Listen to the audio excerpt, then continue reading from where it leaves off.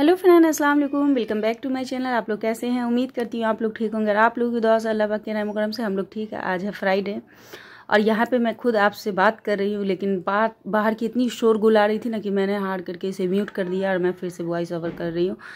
तो आज मैं जा रही हूँ शायरा के यहाँ हल्दी में। मैं ऐसी ही नॉर्मल लेटी हुई थी क्योंकि मुझे जाने का कोई इरादा नहीं था, बट भाभी कॉल करके इतना रिक्वेस्ट करने लगी तो हार करके मैं रेडी हो गई हूँ। रेडी क्या, वही जो सूट हमने बनाया था पिछली बार आपने देखा हल्दी का। मेरे पास कोई और सूट भी नहीं था क्योंकि पहले से प्लानिंग भी नहीं थी ना।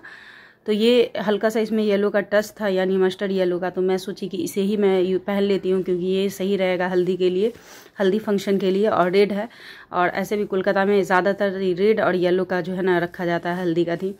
तो इसलिए मैं सोची इसी को पहन। हालांकि भाभी बोल रही थी कि आप यहाँ आइए, उन लोगों के पास हल्दी की साड़ी वगैरह थी एक्स्ट्रा, बोल रही थी साड़ी पहनने के लिए, लेकिन साड़ी मैं पहन के कंफर्टेबल रहती नहीं हूँ, मुझे उलझन सी फील होती है, तो इसलिए हमने नहीं पहना। मैं हल्का सा फ्रेंड्स रेडी हो गई हूँ और अब मैं आ गई हूँ शायरा के यहाँ, मतलब उसके नानी के घर। यहाँ से ज़्यादा दूरी पे नहीं है, थोड़ी दूरी पे है। शैम मुझे बाइक से ला करके छोड़ करके और शैम रिटर्न चले गए थे क्योंकि उनको डे में बच्चों को क्लास कराना था। कहा ना पहले से प्लानिंग नहीं थी, नहीं तो ट्यूशन बंद कर देते। तो अचानक भाभी रिक्वेस्ट करने लगी तो फिर वो जो है ना ट्यूशन शैम को डे का कराना पड़ेगा और नाइट का भी। बाकी थोड़ा जल्दी पढ़ा करके छुट्टी करके वो आ जाएंगे। तो हल्दी फंक्शन हो गई यहाँ पे। मैं हल्दी दुल्हन को मैं लगाई थी, वही था कि मुझे कोई सूट करने वाला नहीं था, बच्चे सब मस्ती कर रहे थे तो मैं क्या ही किसी को ये करती। और यहाँ देखिए भाभी ना मुझे जिद करके जो ना ये येलो अपनी चूड़ी मुझे पहना दी, 3-4 हाथ में डाल दी थी, वही बहुत जिद से। उसके बाद यहाँ पे 3 बजे के करीब खाना वगैरह जब हो चुका था फ्रेंड्स, तब जो है ना दुल्हन को रेडी करने की जिम्मेवारी मुझ पे आ गई थी। हालांकि मेरी तबीयत मतलब वही थोड़ा मन भी नहीं था, फीवर लग रहा था, लेकिन मैं देखी कि दुल्हन को रेडी करने वाला अच्छे से कोई भी नहीं है और कोई पार्लर से भी कोई किसी को नहीं बुलाया गया है। तो मैं सोची कि चलो मैं ही रेडी कर देती हूँ। और मेरे पास मेकअप का तो ज़्यादा प्रोडक्ट है भी नहीं, मगर मेरे पास जो था मैं ना उसी से सोची कि कर दे रही हूँ, इसलिए क्योंकि अब क्या ही कर सकते हैं, जो भी है, क्योंकि इनके घर में वो भी नहीं था मतलब मेकअप का।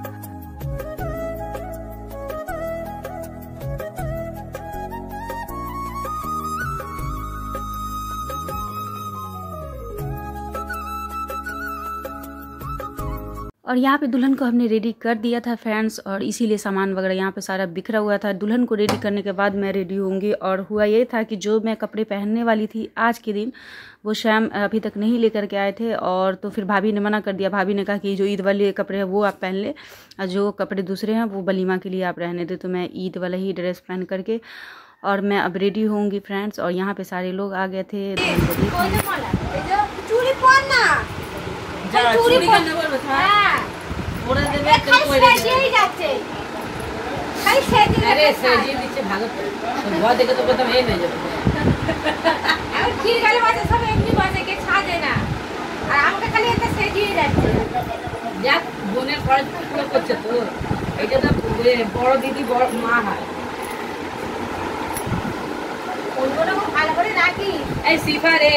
कुछ मेरी तरह फ्रेंड्स आप लोगों को यहाँ पे ज़्यादा सब लोग जो बात कर रहे हैं शायद से नहीं समझ में आ रही है, ऐसा मैं अंदाज़ा लगाती हूँ।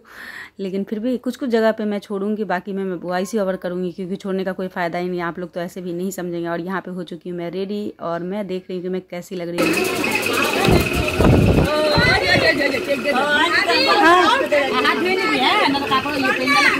थोड़ा सा वीडियो कर ले लीजिए पहले।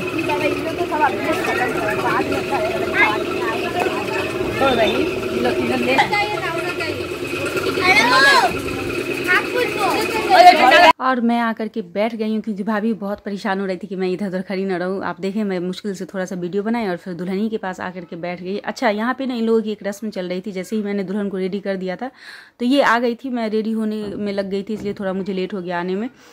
कि यहाँ पे सिर्फ नाश्ते में फ्रूट्स वगैरह कट करके रखे हुए हैं और केक आ गया था। और ऐसे दुल्हन बैठ जाएगी लेकर के, और जितने लोग, जिन लोगों को भी इनविटेशन वगैरह दिया गया, जितने लोग आ जाएंगे सब जो है ना आकर के दुल्हन को केक से, कोई फ्रूट से, जिनको जो मन में आएगा मुंह मीठा कराएंगे। फिर दुल्हन उन लोगों का मुंह मीठा कराएंगे, फिर वो लोग गिफ्ट देंगे, जैसे पैसे या कुछ भी गिफ्ट दे करके फिर वो लोग चलते बनेंगे। तो ये रस्म इन लोगों की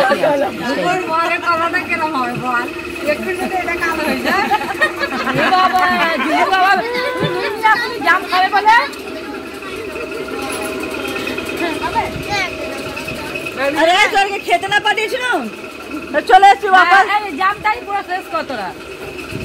কি হইছে খাওয়ার জন্য তো খাবে না তো ভাতটা খাক না যে ভাত সময় ও ঠিক খাবো বাবা বলতে হবে না।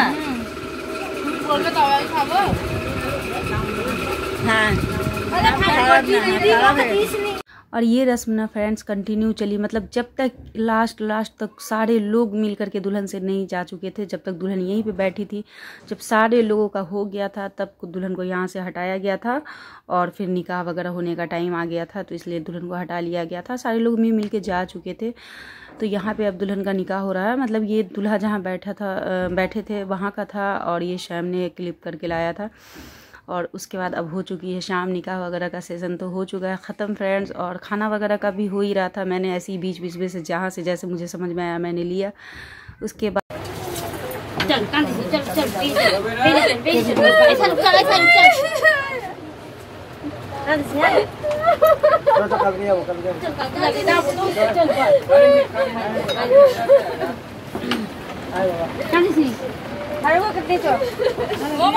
और अब हो रही है फ्रेंड्स दुल्हन की रुखसती और ये बहुत ज़्यादा सैड मोमेंट था।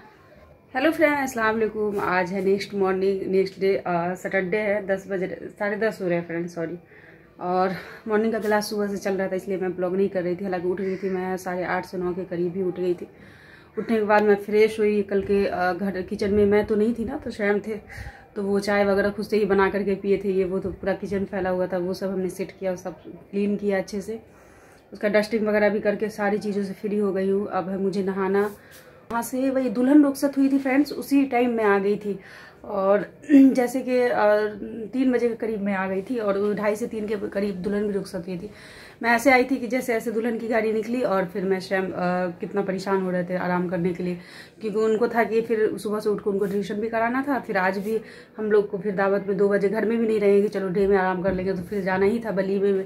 तो इसलिए जो है ना शैम गुस्सा कर रहे थे कि नहीं जल्दी करो। फिर भी लेट हो ही गया। हालांकि मैं खाना भी वहाँ नहीं खाई थी। खाना हमने जब मैं आने लगी, मुझे भूख भी नहीं लग रही थी फ्रेंड्स, तो जब मैं आने लगी ना तो भाभी खाना मेरे लिए पैक करके दे दी। शैम भी खा चुके थे। तो फिर मैं यहाँ आने के बाद जब थोड़ा रिलैक्स फील की तब जा करके मैं थोड़ा सा खाना खाई। और तो वही वहाँ का जो था सारा चीज़ आप लोगों ने देखा ही। और अभी कुछ भी नहीं करना, खाने वगैरह का झंझट नहीं। एक्चुअली वलीमे की भी दावत है, तो आज जैसे मतलब लड़की जो ससुराल गई है तो आज हम लोगों को जाना है वहाँ, उसको वहाँ से रुखसत करा करके लाना है। ये थोड़ा मतलब वो जो भाभी हैं शायरा की अम्मी, वो लोग बंगाली हैं प्योर, तो उन लोगों का सारा फंक्शन कुछ अलग था। मैं पहली बार देखी थी पूरा फंक्शन में, जो कुछ अलग अलग रस्में थी। अच्छा लग रहा था देख के, कुछ नया देखी थी। और चलिए शादी अच्छे से हो गई है, सब चीज़ अच्छे से हो गया, अल्लाह का शुक्र है। तो बस अब आज वलीमे में 2 बजे के करीब हमको जाना है। तो मतलब 2 बजे के करीब, उससे पहले जाऊंगी भाभी के यहाँ, वहाँ से फिर गाड़ी जाएगी, वहाँ से हम लोग सारे लोग इकट्ठे होंगे, फिर हम लोग वहाँ से साथ में फिर लड़की का जो ससुराल है यहाँ से 1 घंटे का रास्ता, कोलकाता मतलब मैं जहाँ से निकलूंगी वहाँ से 1 घंटे का रास्ता पड़ेगा। तो यही सब था। आप सोचेंगे मज़ा कितना आया। तो मैं शुरू में जब गई थी तो थोड़ा सा बोर हो रही थी। बोर होने का रीज़न आप लोग जानते हैं, क्योंकि वहाँ ना सारे लोग बंगाली बोल रहे थे, मुझे नहीं आता है। और हिंदी जैसे भाभी थोड़ा बोलती है, भाभी पूरा बोल लेती है, तो भाभी हमसे बात कर रही थी तो हिंदी में। भाभी की बहन जानती है कि है ना मैं ये बंगला नहीं समझती हूँ, तो वो मुझसे हिंदी में बात करती थी। और जैसे उनकी भाभी की तीनों बहन में ना 3 बहन, वो सबसे अच्छा भाभी को हिंदी भी बोलने आता, मतलब अच्छे से हिंदी भी बोल भी लेती है और समझ भी लेती है। बाकी जो उनकी 2 बहन है जो शादी हुई, जो दुल्हन थी, वो लोग थोड़ा बहुत समझती है और थोड़ा बहुत बोलती है, थोड़ा कटर पटर वाला हिंदी बोलती है। बाकी वहाँ जो भी लोग थे फ्रेंड्स, मैं तो किसी का मतलब ऐसा था ना कि मैं तो उतना ब्लॉग मतलब कि ज़्यादा नहीं शूट कर पाई। मतलब ऐसा था कि जो लोग आ रहे थे, जो लोग भी हमसे मिल रहे थे या हमसे बात कर रहे थे, मैं किसी को नहीं समझ पा रही थी। सब का मैं मुंह देख करके मुस्कुरा दे रही थी। तो फिर भाभी या भाभी की बहन लोग उसको जो है ना मुझे बताती थी कि मतलब बंगला को ट्रांसलेट करती थी हिंदी में कि ये चीज़ ऐसे बोली। फिर मैं रिप्लाई करती थी कि हाँ नहीं ये नहीं ऐसे है। तो ऐसा हो रहा था मेरे साथ।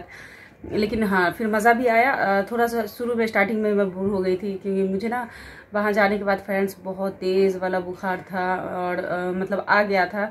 घर से ही था तो मैं मेडिसिन खा कर ही गई थी और जाने का इतना ऐसा कुछ प्लानिंग नहीं था। लेकिन भैया की ज़िद, भाभी की ज़िद थी। और जब से मतलब एंगेजमेंट हुआ है उनका, तब से ही भाभी जो है ना एकदम परेशान थी कि शादी चाहे जैसे भी हो, जहाँ से भी हो, मतलब इसमें भी हो, आपको चलना ही पड़ेगा। तो हम लोग सोचे कि जब कोई इतना प्यार से कहता है तो जाना ही चाहिए। और सबसे बड़ी चीज़ कि जब मैं वहाँ गई ना फ्रेंड्स, तो भाभी की जो अम्मी थी वो ना मेरे पास आकर के आंख में एकदम आंसू लेके बोली कि हमको तो यकीन ही नहीं था कि आप लोग आएंगे। आई, बहुत अच्छा लगा, बहुत दिल को खुशी मिला कि आप आई, क्योंकि उन लोगों को लगा था कि हम लोग नहीं जाएंगे उनके यहाँ शादी में। लेकिन मेरा रहता है कि इज़्ज़त और प्यार से जो मुझे बुलाएगा और शायद में इजाज़त देंगे तो मैं तो ज़रूर जाऊँगी। क्योंकि आप यकीन माने शादी नॉर्मल ही थी, क्योंकि वो शादी भी जो हुई है कुछ लोग मतलब ऐसा था कि थोड़ा नॉर्मल ही वे में हुई है। आप लोग ब्लॉग को देख करके आप लोगों को अंदाज़ा लग ही गया होगा। लेकिन हाँ, वहाँ इज़्ज़त और प्यार बहुत मिला, बहुत रिस्पेक्टफुली उन लोगों ने मुझे ट्रीट किया, बहुत रिस्पेक्टफुली मेरा वेलकम किया, मतलब बहुत अच्छे से।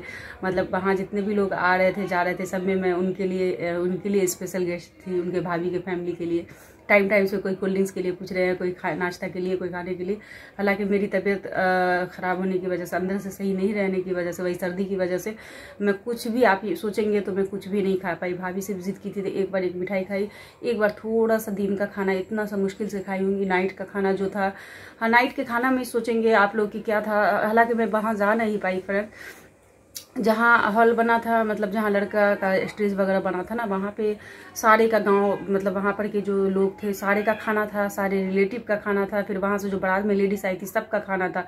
लेकिन मेरा मन ही नहीं किया। ऐसे भी वहाँ बहुत जेंट्स लोग थे, ऐसा नहीं है कि यहाँ तो शहर में हम लोग जाते ही है, जेंट्स के बीच में बैठ के खाना ही पड़ता है, क्या करें, यहाँ तो यही सिस्टम ही है। लेकिन मेरा ना भाई मेरा मन नहीं था, मैं दुल्हन के पास बैठ करके ना और उठी ही नहीं, तो मेरा मन नहीं था, तो वहीं पर खाना पीना था। और मैं भाभी को बोली भी कि अगर खाने का भी, भाभी ऐसा बोली कि अगर हम लोग खाएंगे भी तो हम लोग अंदर ही खा लेंगे, तो ऐसा था। लेकिन मैं तो खा ही नहीं पाई, भाभी लोग उलझन में रह गई इसमें। और मुझे भूख नहीं थी, तो उस चक्कर में फिर भाभी आने लगी तो वही जिद करके पैक करके दे दी, तो वही सब खाना पीना हमारा हो चुका है। तो ऐसा रहा, शादी जो भी रहा जैसा रहा, लेकिन मज़ा आया, अच्छा लगा।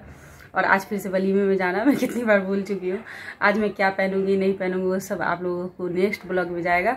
तो आप लोग जो है ना ये तो चला गया शादी फंक्शन, हल्दी से लेकर शादी तक का। क्योंकि हल्दी का उन लोग यहाँ का ऐसा रस्म है ना कि जैसे 2-3 दिन पहले से हल्दी नहीं लगी, आज हल्दी लगी।